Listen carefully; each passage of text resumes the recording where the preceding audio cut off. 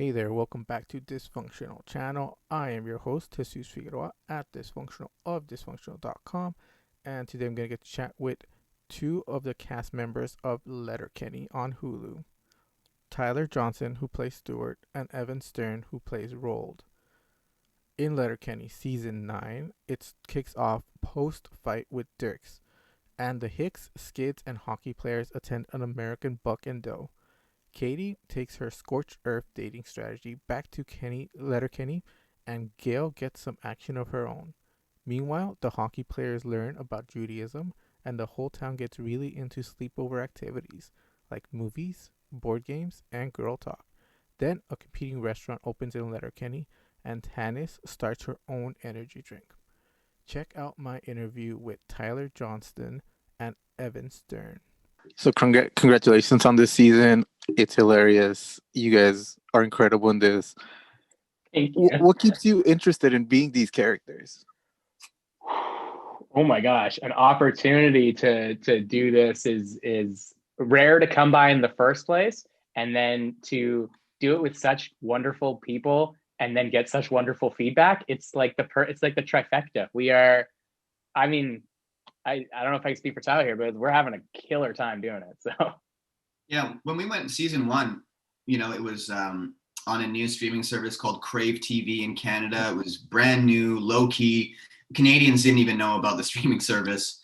No. And we got to do 6 episodes. We had so much fun. We would joke that summer, it's like summer camp. Hopefully we get to come back next summer. And then we did. And then we got to come back again. And then all of a sudden we got this huge season order. And like Evan says, we're still having so much fun doing it. Yeah. We haven't tarnished any of our relationships yet. And until that day, I think we're going to continue to have fun doing it. And like he says, we got a great group of people. And for me personally, I've been acting since I was 15, like 17, 18 years here. And to be a part of a Canadian show as a Canadian person and fully embrace, that it's been quite refreshing and rewarding for me. What has been some of the comments that you get from people about you guys as characters? Because your characters are wild, they're entertaining, they're amazing. Yeah, no, exactly. I think it started in a different place. I think the first comments we got about the characters were, what the hell are they doing here? And why do we need them in the show? But then people have warmed to us slightly. I feel like people now think of us as kind of like good guys almost. We started as villains. Yes. For sure. Yeah, I learned early on, season 1 and 2, not to read the Letterkenny Reddit because some people love the Skids and some people have not so nice things to say about the Skids. But one thing that the Skids have become now is sort of like the group that represents the underdogs or the misfits or outcasts in any group. So if you can't, if you it's don't, good. This friction with the fan base is good. This adds to the character dynamic. Right. Tyler resenting a portion of them makes Stewart more real, more viable. That's not what I said. I don't think I said those are your words. Those weren't my words. Those are our words, Tyler. No, don't talk for me. Our words. Did we lose him? It looks like he's frozen. No, he's just smiling. Oh, there he is. I'm here. No, sorry. Sometimes we just Go on, Jesus. Yeah. Your characters go through some change in this season. What is it like for you to, step into the role and have it progress so? It feels so naturally throughout all these 9 seasons. Thank you.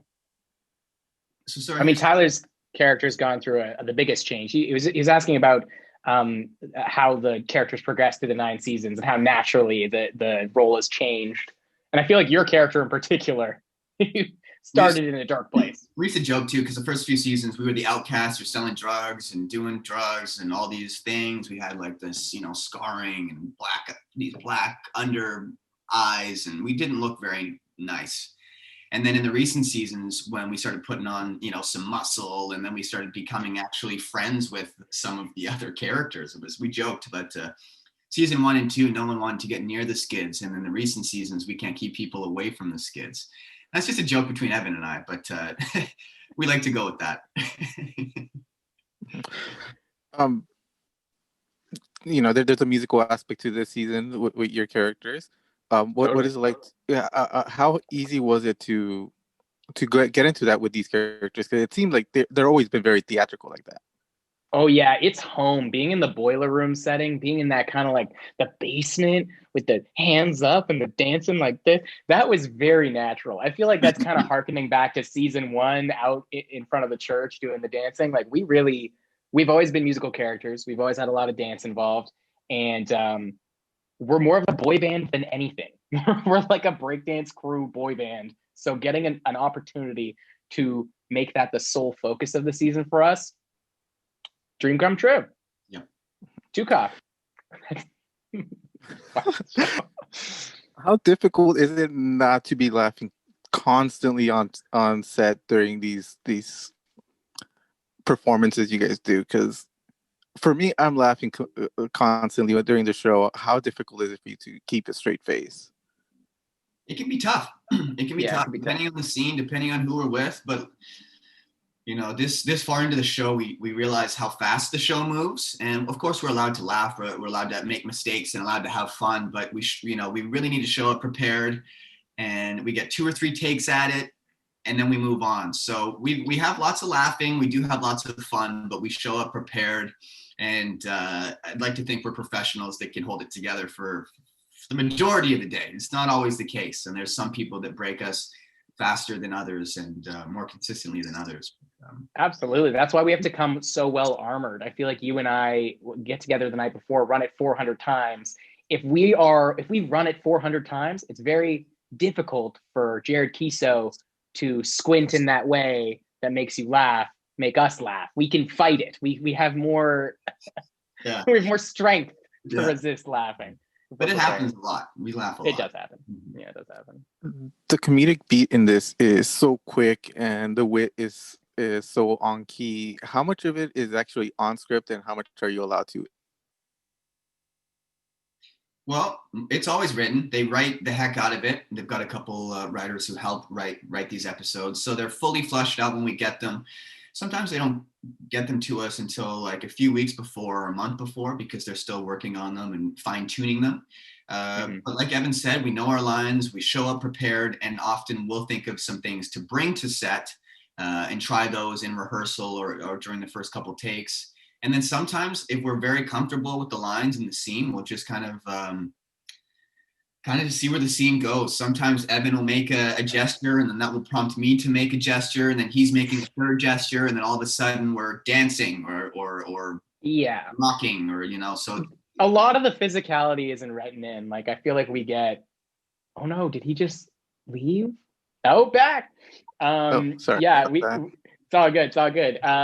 Just to piggyback off of what Ty was saying there, we have a lot of, like, all of our lines are fleshed out, but the physicality stuff isn't necessarily always written in. So Tyler and I will walk into the scene in a strange way, jump into each other's arms, start beatboxing for no reason.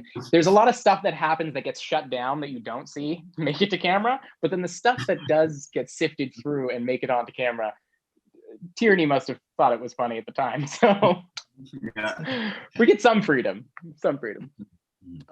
Who's your favorite other characters to interact with? Because you guys seem to have a lot of fun with everybody. I love doing scenes with Kiso. Yeah, I like doing scenes with Kiso too. I like doing it with Derry, with Nathan. I like making fun of Daryl. A lot of his dialogue, I try and like mock and mimic if I get the chance to. Which Tanis, hurts Nate personally, which I like. The lady Tanis, played by Dio, she's got a great energy too. She's a don't give any F's type of character, so it's nice when she really leans into the Skids, because there's not many characters that the Skids aren't really able to fight back to, and Tanis is one. No, afraid of her, genuinely. When she's in that zone, it's good. Yeah, it's great. Yeah.